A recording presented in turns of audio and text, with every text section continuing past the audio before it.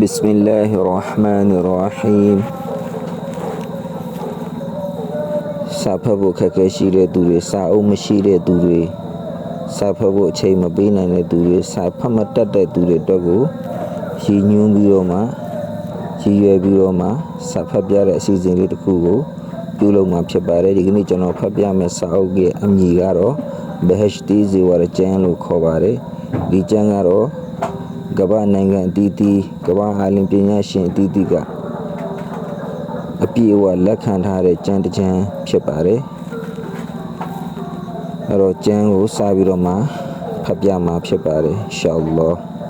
ဘစ္စမီလ္လာဟီရ်ရဟ်မာနီရ်ရဟီမ်Beheshti Zewar ကျမ်းပထမတွဲမှန်ကန်သောပုံမြင်များတမန်တော်မုဟမ္မဒ်ဆလ္လာလာဟူအလိုင်ဟီဝါဆလမ်ကိုရောမိန့်တော်မူသည်လူတူဦးသည်တောအတွင်း၌ရှိနေစဉ်ရုတ်တရက်မိုးတိမ်တိုက်တစ်ခုအတွင်းမှဤသို့အတန်ကိုကြားရလေသည်မြည်သူ၏ဥယျာဉ်သို့မိုးရွာသွန်းပေးလောဤအတန်နှင့်အတူမိုးတိမ်သည်တရွေ့ရွေ့သွားလျက်ကြောက်စရစ်ကုန်းပေါ်တွင်တဲထန်စွာရွာသွန်းလေသည်မိုးရေများသည်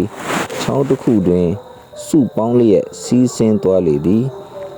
ဤသူသည်ထိုစီးဆင်းသွားသောချောင်းရည်နောက်မှလိုက်၍သွားလေသည်လူတဦးသည်မိမှုဥယျာဉ်အတွင်မတ်တရက်လျက်ပေါက်ပြားဖြင့်ရေလန်းပေးနေသည်ကိုမြင်ရလေသည်ထိုသူကဥယျာဉ်မူအားမေးမြန်းသည်မှာအိုအရှင်မြတ်၏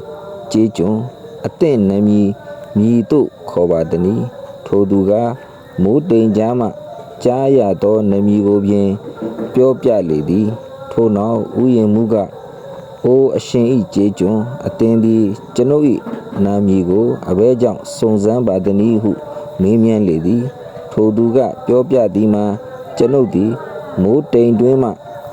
အတန်တစ်ခုကိုကြားရပါသည်သင်၏အမည်ကိုခေါ်ဆို၍ထိုဥယျာဉ်အားမိုးရွာသွန်းပေးရန်အမိန့်ပေးပါသည်သင်သည်အဘယ်သို့သောကောင်းမှုကုသိုလ်ပြုလို့၍ဤမြတ်ခန့်ဆူတောင်းပြည့်နေပါသည်နည်းဟုမေး၏ဥယျာဉ်မူကပြောသည်မှာအသင်ကမေးမြန်းသောအခါတွင်ကျွန်ုပ်ဖြေဆိုရပါအံ့ကျွန်ုပ်သည်ဥယျာဉ်မှထွက်သည်မြသောကောက်ပဲတီးနှံတတိဝလံများကိုကြည့်၍ထိုအနက်မှသုံးပုံတစ်ပုံကိုလှူဒန်းမှုပြုပါသည်တပုံကိုမိမိနှင့်သားသမီးများအတွက်စားသုံးရန်ထားပါသည်တပုံကိုတဖန်ဤဥယျာဉ်၌ပင်စိုက်ပျိုးခြင်းပြုပါသည်ဟုဆိုလေ၏အကျိုးကျေးဇူးဆူဘဟာနလ္လာဟ်အဘယ်မြတ်အလ္လာဟူအရှင်မြတ်၏ကြီးမား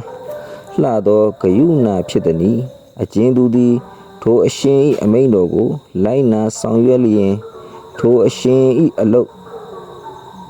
ထိုသူ၏အလုပ်ကိုအကွယ်မှဤနည်းစီမံဆောင်ရွက်မှုကိုဖြစ်စေရာ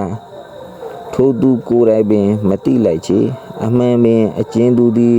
အလ္လာဟူအရှင်မြတ်အဖို့ဖြစ်အံ့အလ္လာဟူအရှင်မြတ်သည်ထိုသူအဖို့ဖြစ်တော်မူ၏အလ္လာဟူအရှင်မြတ်အားကျေးဇူးတည်သူကိုအလ္လာဟူအရှင်မြတ်ကဆုလက်များပေးသနာတော်မူလေသည်အရှလောတာလာယခုဖတ်ပြတဲ့အကြောင်းအရာလေးကိုနားထောင်ပြီးတဲ့နောက်မှာအတူယူစရာလေးတွေကိုကျွန်တော်တို့အနေနဲ့အတူယူမယ်ကျင့်သုံးမယ်ဆိုရင်ကျွန်တော်တို့တွေလည်းအရှလောတာလာဒီလိုအကျိုးအမြတ်တွေကိုရရှိမှာဖြစ်ပါတယ်